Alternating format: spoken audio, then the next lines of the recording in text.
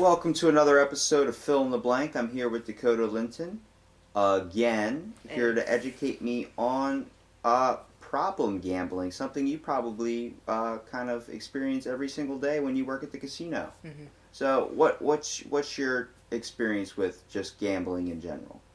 The most I'll do is like scratch offs because I'm not allowed to play at the casino I work at. So, Is that a rule when you guys get hired? mm-hmm.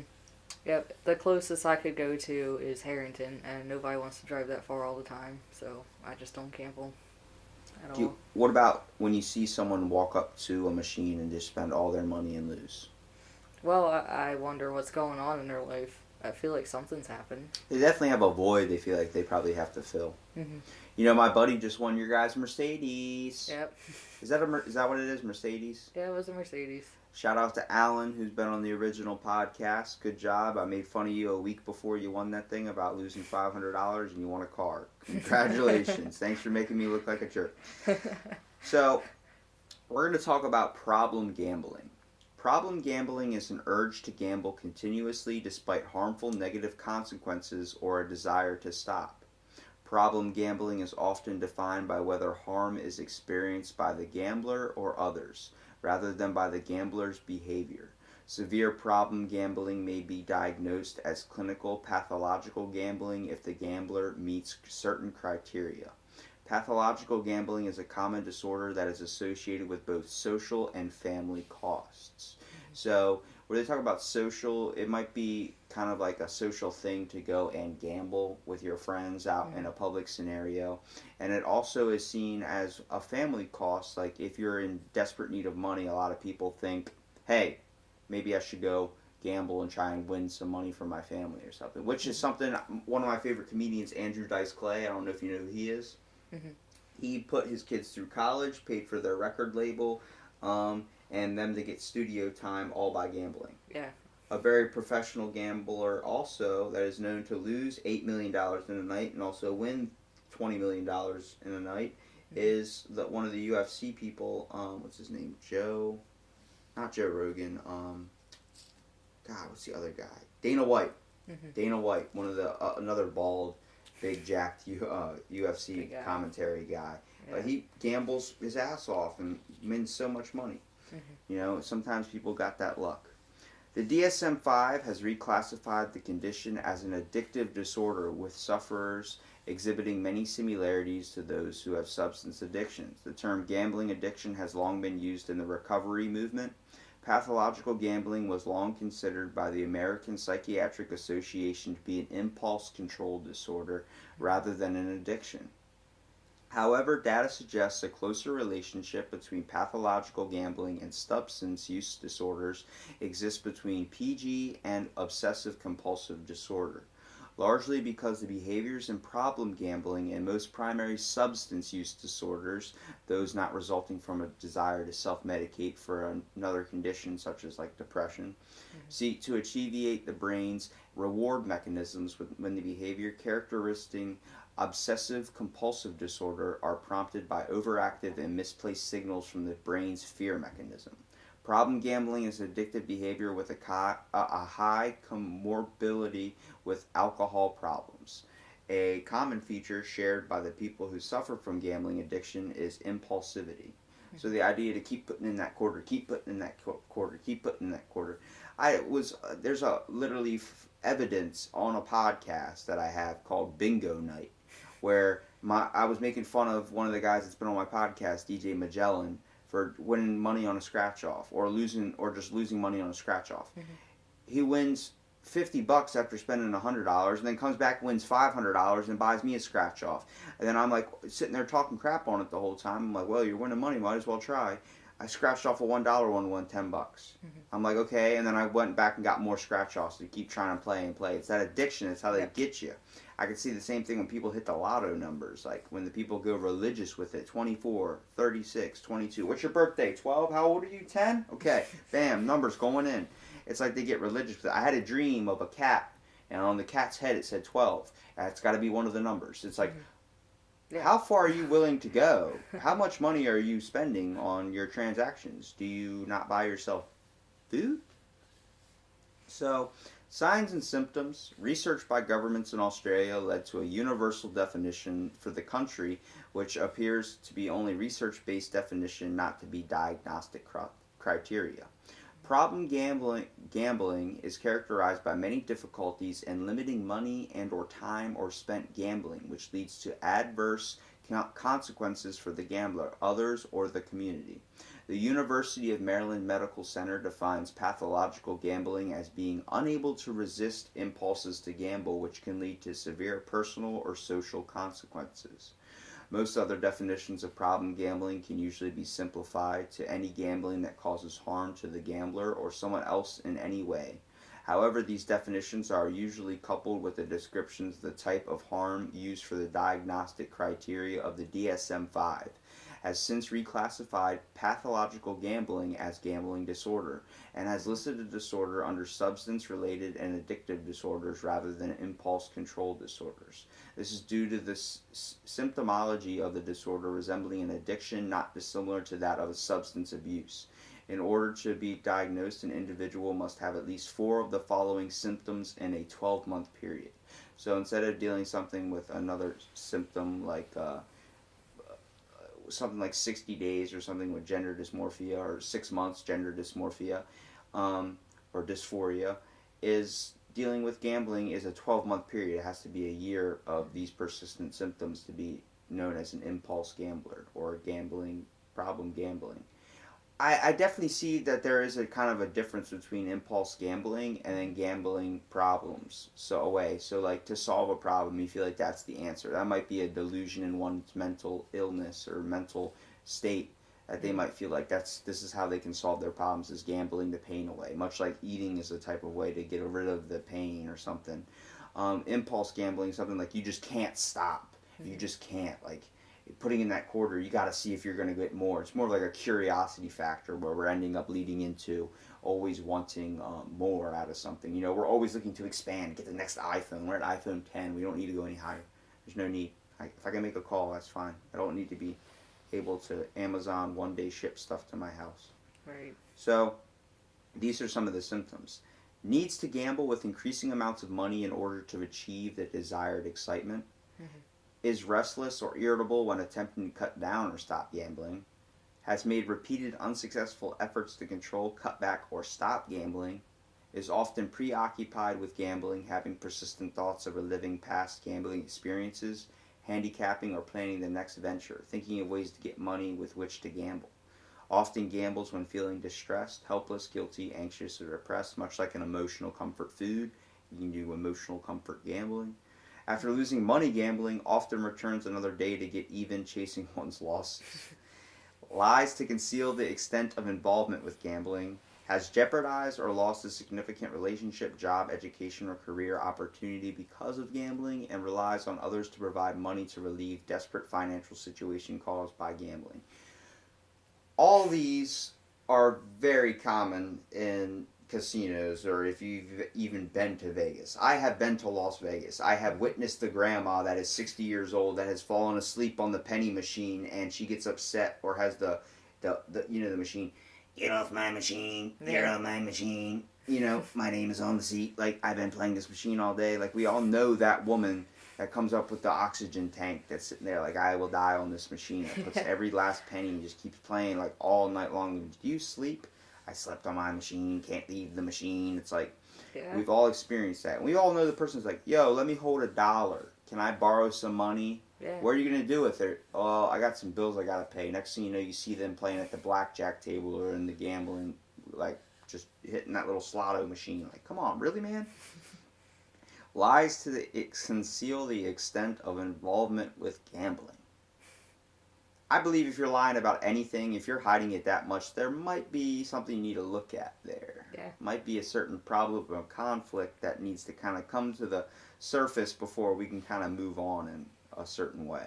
What's funny about that is that I'm not allowed to, like, if I know a person, I can't tell their significant other or whatever that they were there.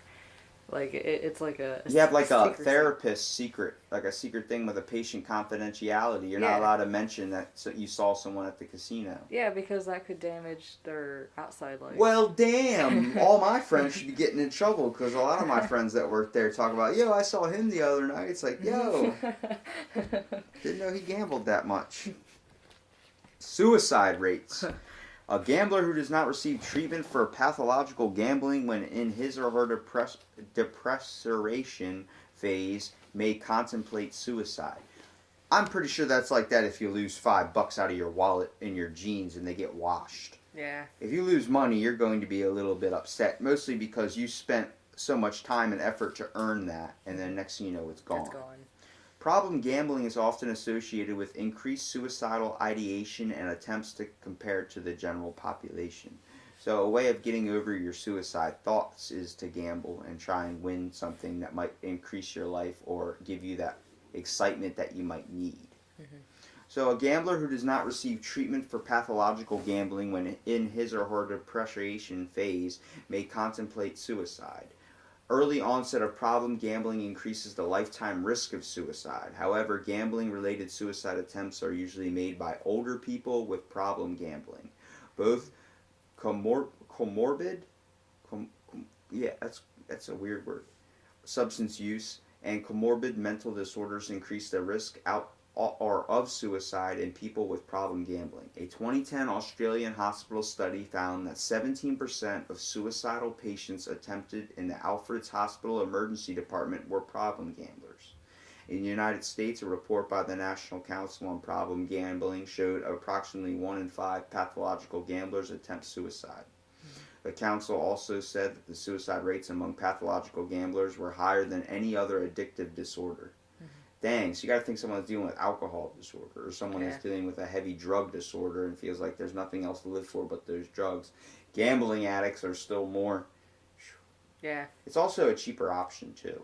Mm-hmm. It's cheaper and more expensive gambling because you can do the cheap penny slots or you can spend all your money on the major ones. It depends on how you wish to do it, but it's definitely a lot cheaper than a bag of coke if someone has a cocaine addiction. Yeah. So some mechanisms for biology. According to the Illinois Institute for Addiction Recovery, evidence indicates that pathological gambling is an addiction similar to chemical addiction.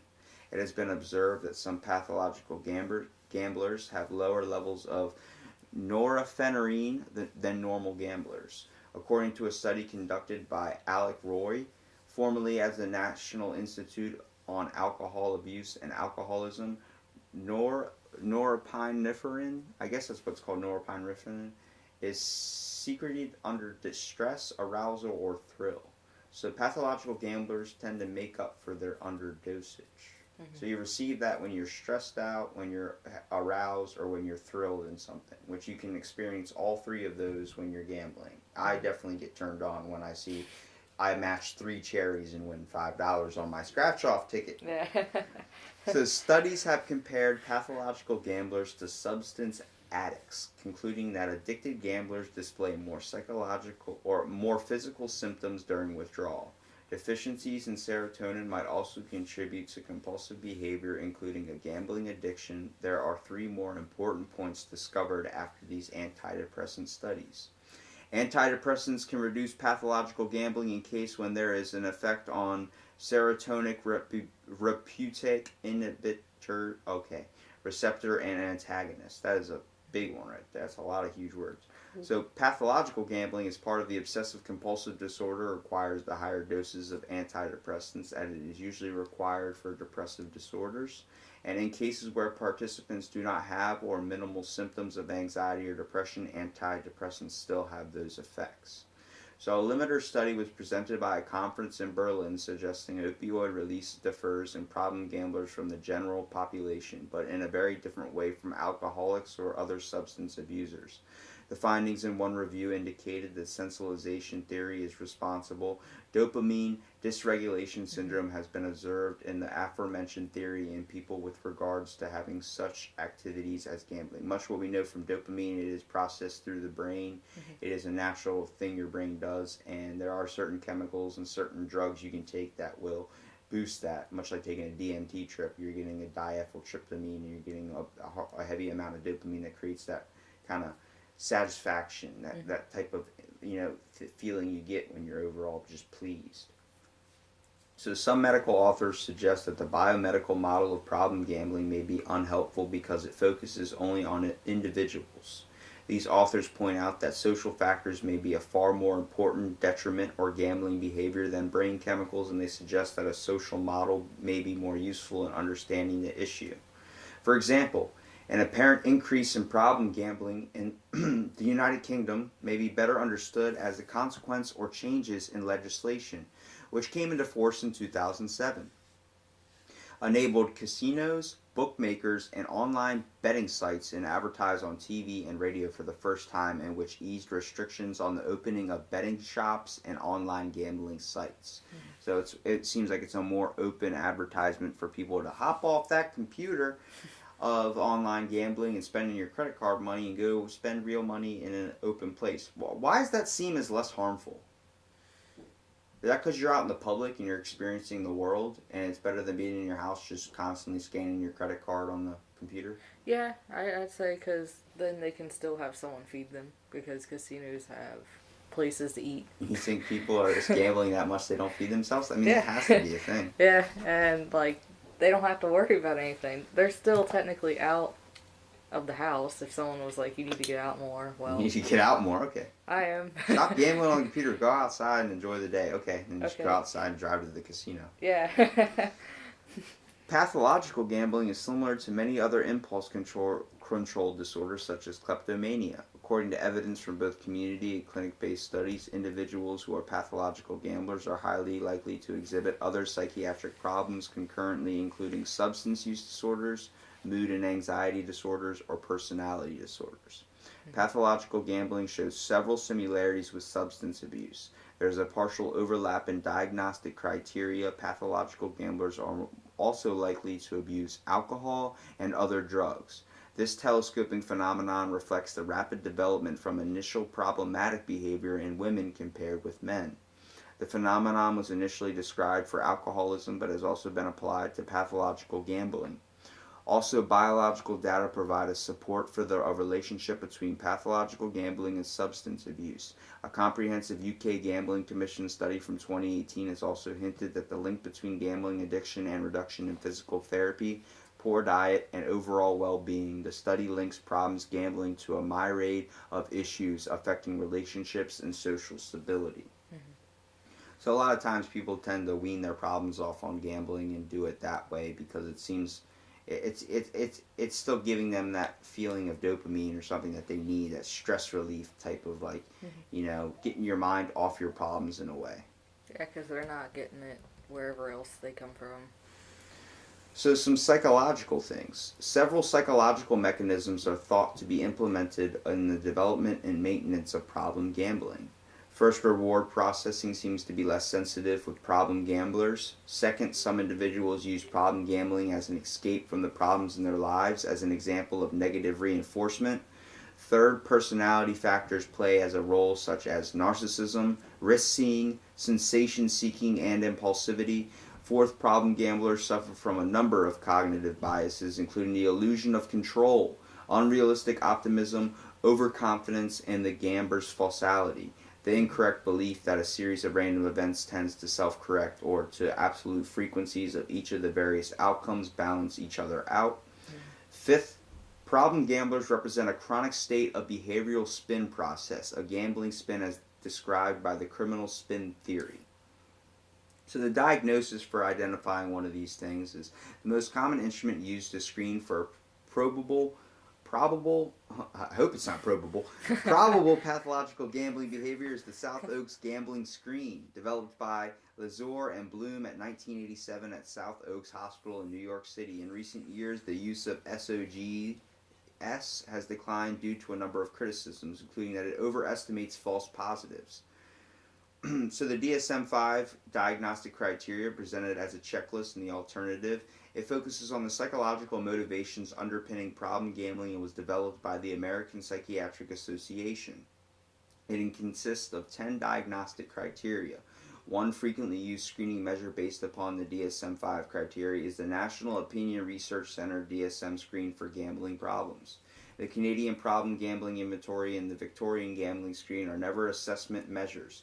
The Problem Gambling Severity Index, which focuses on harms associated with problem gambling, is comprised of items for the longest CPGI, the VGS, and also harm-based, and includes 15 items. The VGS has proven validity and reliability in population studies as well as adolescents and clinic gamblers. So it is actually very beneficial that we have all this information, all these types of things, all these research, all these laws, and all these diagnostic criteria to identify a gambling disorder, because reading more into it, it seems to be actually a major problem. I mean, it's hard when someone gambles away nothing, where they become homeless or a drug addict, because much like we can say this is a gateway to another addiction, it is a gateway to another addiction. The feeling that you get from winning something is amazing. If you randomly are sitting in a seat and you look under your seat, it has a sticker on it, and you win a TV, that's going to feel amazing. You're going to want to do it again. You're going to want to show up to every event. It's how they lure you in.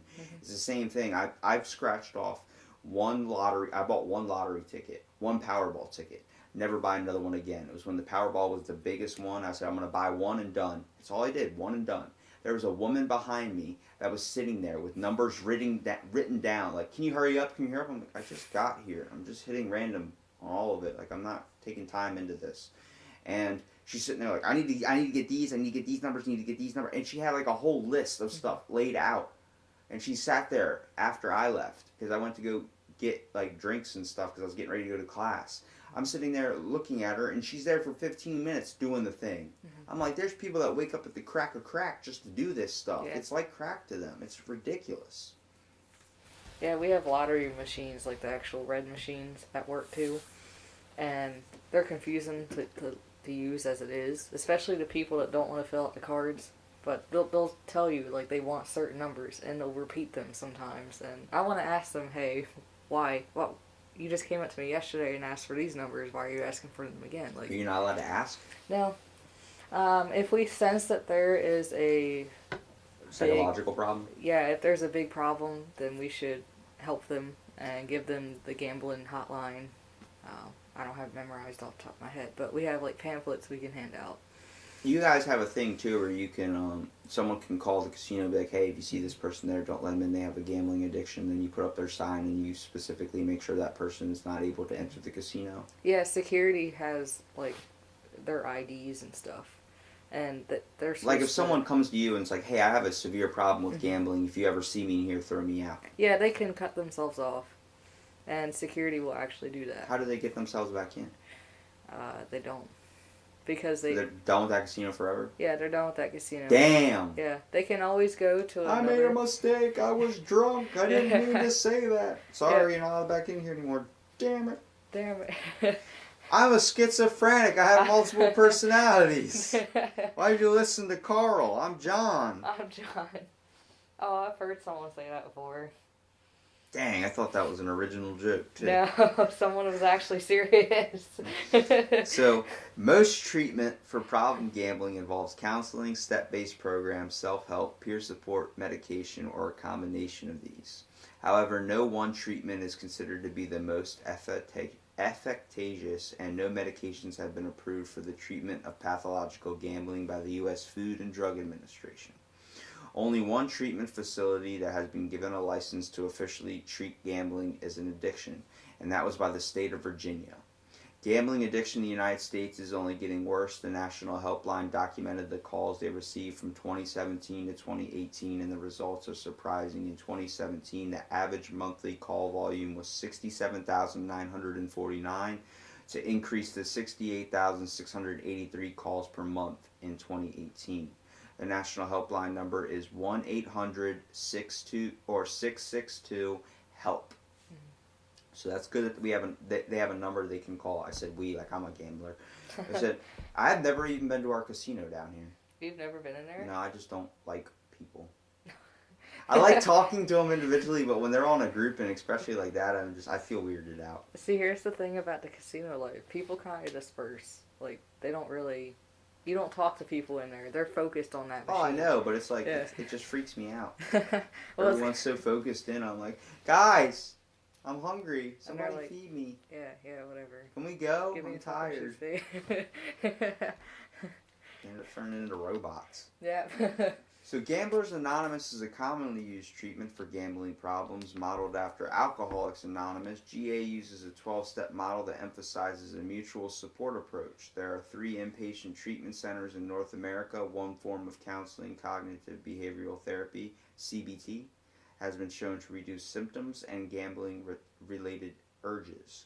This type of therapy focuses on identification of gambling-related thought processes, mood and cognitive disorientations, and increase in one's vulnerability to out-of-control gambling. Additionally, CBT approaches frequently utilize skill-building techniques geared toward relapse prevention, assertiveness, and gambling refusal problem solving and reinforcement of gambling inconsistent activities and interests. As to behavioral treatment, some research supports the use of both activity scheduling and desensitization in the treatment of gambling problems. In general behavior, analytic research in this area is growing. There is evidence with the SSRI. Paroxetine is advantageous in the treatment of pathological gambling. Additionally, for patients suffering from both pathological gambling and a comorbid bipolar spectrum condition, sustained release lithium has shown efficacy in a preliminary trial. The opioid antagonist drug Namelin has been trialed quite successfully to the treatment of compulsive gambling.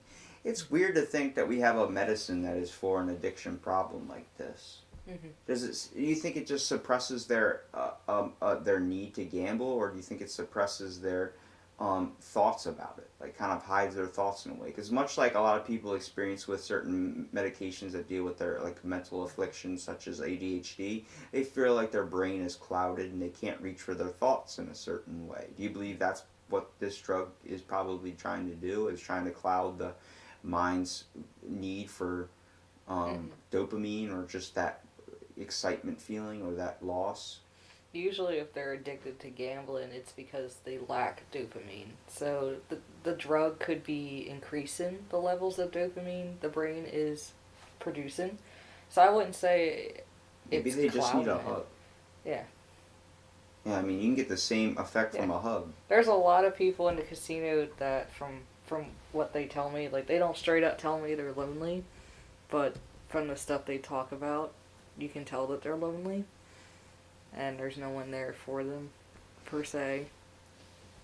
It's crazy to think, especially when you're looking at step-based programs. Like step-based programs, like other step-based programs are specific to gambling and generic to healing addiction, creating financial health, and improving mental wellness.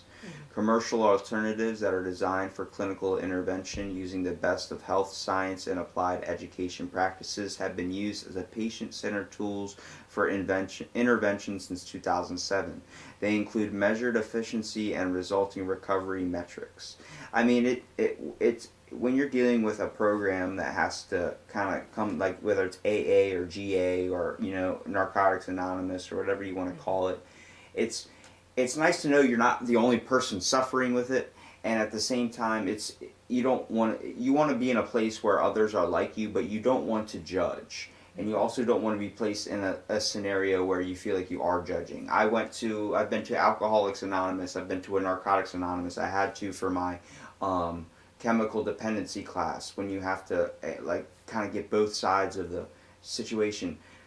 They said, I walked in, the guy said, "You're here to view for your class, right?" I said, "Yes." They go, "Just sit anywhere you want." I sat on the alcoholic side, which I didn't know. And there were 2 students across from me, like straight ahead from me, on the other side of the room with laptops in their laps. And you're not supposed to bring notes to this stuff. You're not supposed to feel like you're analyzing them in a way. Because they're not different from us. They just have a problem that they can't get over and they need help with, and they've had the courage to come get help, is how I saw it. And the guy's sitting there, and at the ending he goes, I'm sitting there, everyone's giving out their story, and like it's going from left to right, and then it gets to me, I'm like, I'm not an alcoholic. At least I don't think so. And they just looked at me like, the first steps of minutes. I was like, no, like I'm here for my class. Like, I'm like, holy crap, There a recent I heard this thing on this podcast. Christopher Ryan, he's like into psychology and all that too, but he was talking about how there was a psychological like class where the teacher took 8 students on a field trip to an actual mental hospital and had them stay there, like check themselves in, like without knowing that they're in a school system and everything like that. All the doctors that worked there were behind it. They knew. But they went in there, and the kids all checked themselves in under different aliases and different names and all this stuff. And they were in the room, and at the ending, they were like, "Yeah, we're part of an experiment to test everything like that." And they didn't believe them. They saw them as like, "You're just a mental person. You're just mentally afflicted." And they were stuck there.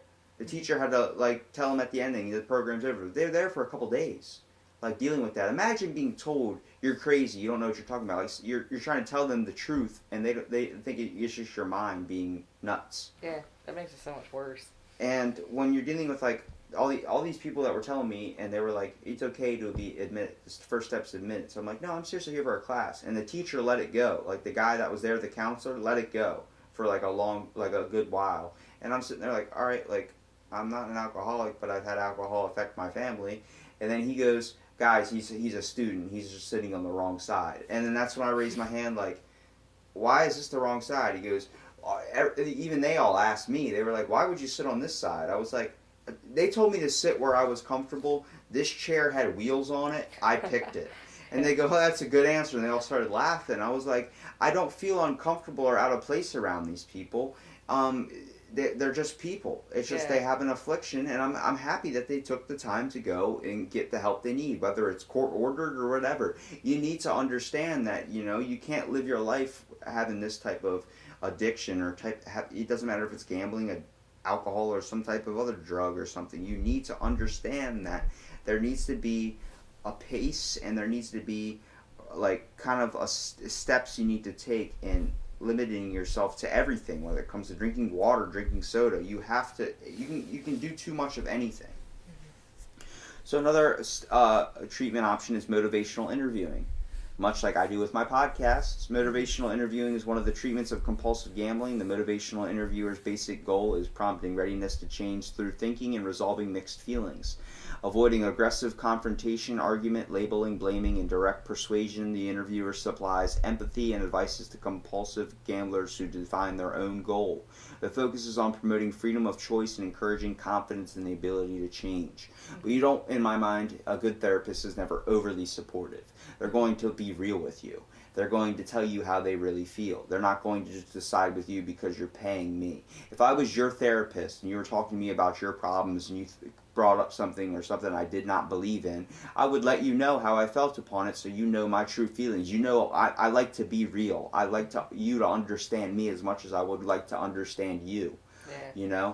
If you're just agreeing, like, yeah, maybe you're right. If you ask me my opinions on something and I tell you, and then you're like, oh, I think completely different, and you start going off like that, and then I'm like, yeah, you know what, you're right, and I just start agreeing with you, and you start feeling like I'm giving you like the side throw, like you're not really agreeing with me, you're just nodding your head and saying yes like a robot. You're gonna not want me to be your therapist anymore. You're not gonna feel like I'm being real with you. You're gonna feel like every time you come to me after that, it's gonna be like, hey, what the hell? Like you're just here to agree with me. I'm just paying you for that extra agreement, and sometimes that's all people want. Yeah. That's all people want, is the person that's going to look at them and be like, I don't have a gambling problem. You're right, you don't have a gambling problem. All right, here's $50 for the whole class. Yeah, I love therapists because of that. It's ridiculous. It's a problem. If I was going to be a therapist, I'd definitely take my time into making sure people knew I'm real. I'm going to tell you what I think and everything like that. If you don't like it, then go find another guy. Yeah, money's money, but I'm not in that desperate need. I'm more out there to help the people than help. Yeah. I'm talking like I'm going to be a therapist now. So, peer support. A growing method of treatment is peer support. With the advancement of online gambling, many gamblers experiencing issues use various online peer support groups to aid their recovery. This protects their anonymity while allowing them to attempt recovery on their own, often without having to disclose their issues to loved ones. That's a good one, like Alcoholics Anonymous, but online or something, where you're able to be in a chat room or a certain group with people that are dealing with the same afflictions without having to mention your name or feel like you're calling yourself out and admitting you have a problem. It is the same step as you are seeking the first step and really finding help. But you do have to overall come out and admit, I do have a problem, but some people can handle it in this way. I just don't believe it's the right scenario. I believe you shouldn't be afraid to come out and say you have an affliction. Self-help. Research into self-help for problem gamblers have shown benefits. A study by Wendy that is a terrible last name, Slutsky, of the University of Missouri concluded 1/3 of pathological gamblers overcome it by natural recovery. There's obviously anti-addiction drugs. Dopamine is considered a key part of addiction, and the hope is to develop a real-time antidote to help curtail the urge to gamble. The newest methods of anti-addiction drugs, trials of drugs, uses of heroin, opium, and morphine addicts that reduce the production of dopamine are currently being tested on gambling addicts. They're using heroin and opium and morphine on gambling addicts to give the effect of dopamine. That's a little too far, in my opinion, for anti-drugs. That's because that can lead to other addictions. Yeah. It seems like anything really leads to another problem down the road. We're never going to be over our problems. There's always going to be one problem ahead of us. We just got to understand ways we can work around to get past those problems. There's always going to be an object in our way, but don't let it stop you. Yeah.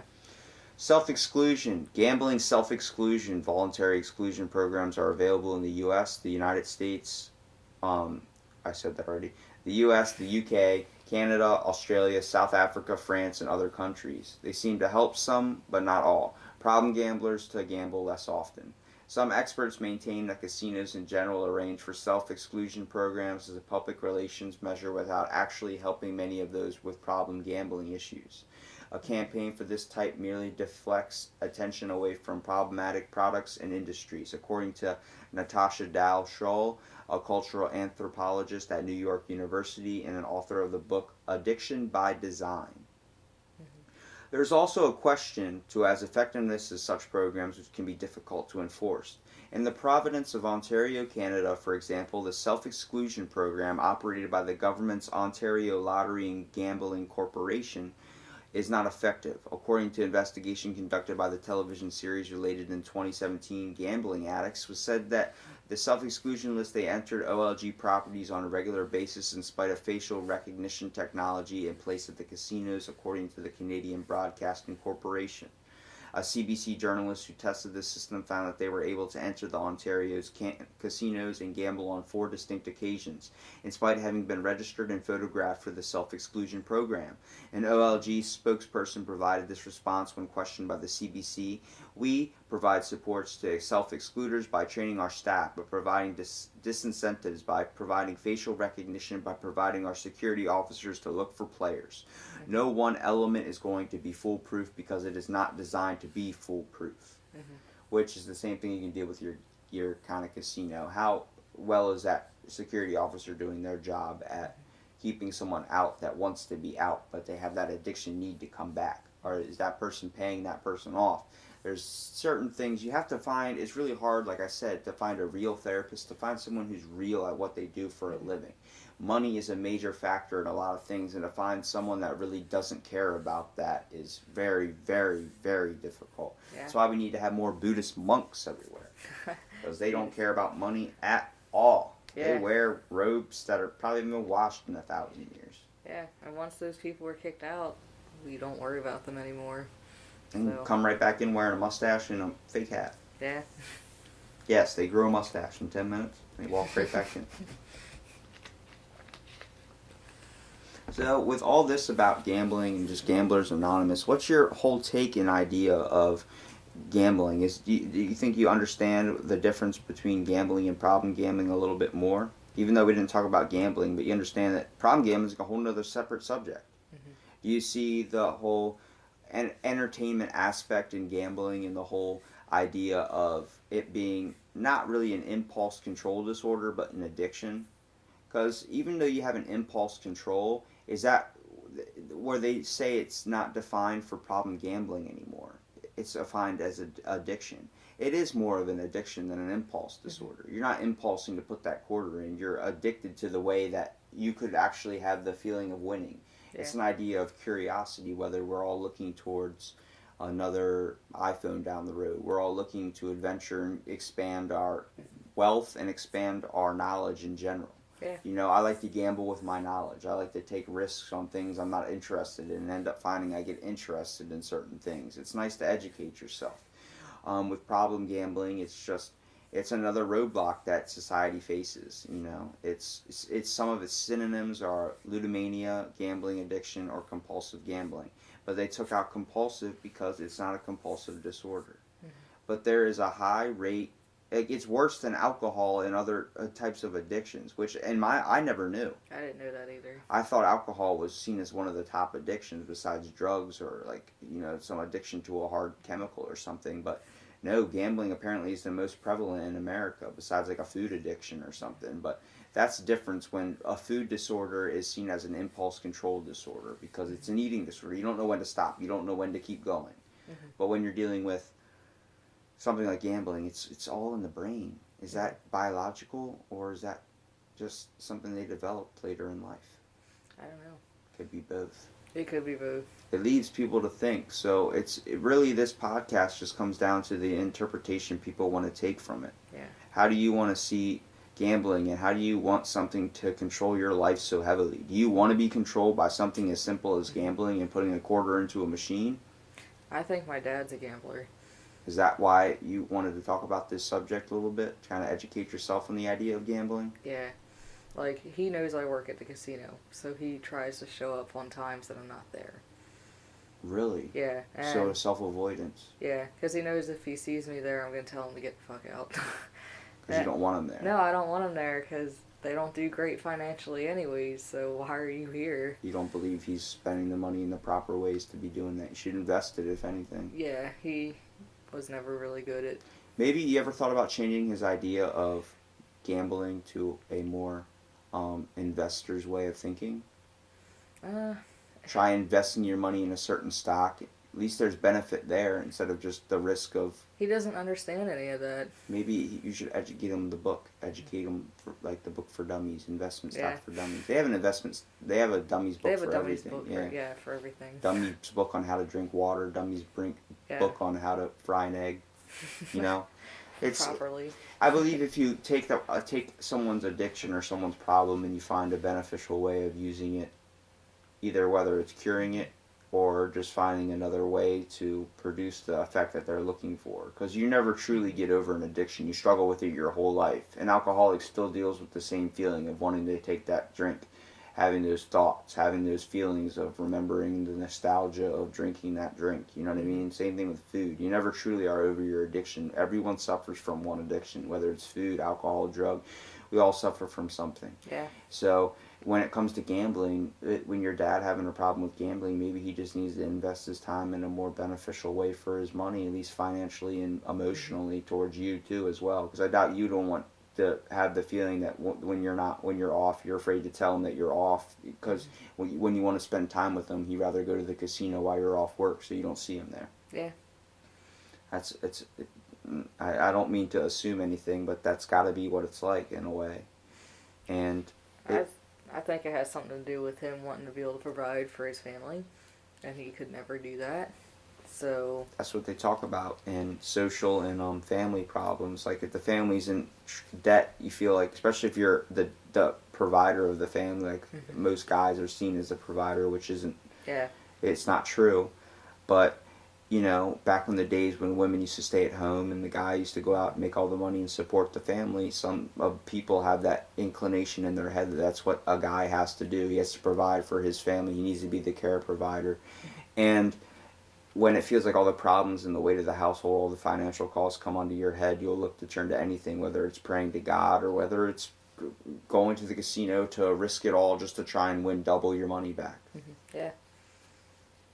So, I mean, I appreciate you sharing that story with me, that little bit about information about you I didn't know. And Yeah. maybe, you know, I might have gave you a little bit of thoughts on a way you can try and help your father out with his addiction problem by finding another way to financially spend his money in a more beneficial way.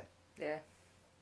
But thanks for doing this podcast, and hopefully we can give people our own, it was a great interpretation of our own idea of problem gambling and our thoughts on it, and as well as educate people maybe looking up this disorder themselves if they don't fully understand what we were talking about. But thanks for being on, Dakota. No problem.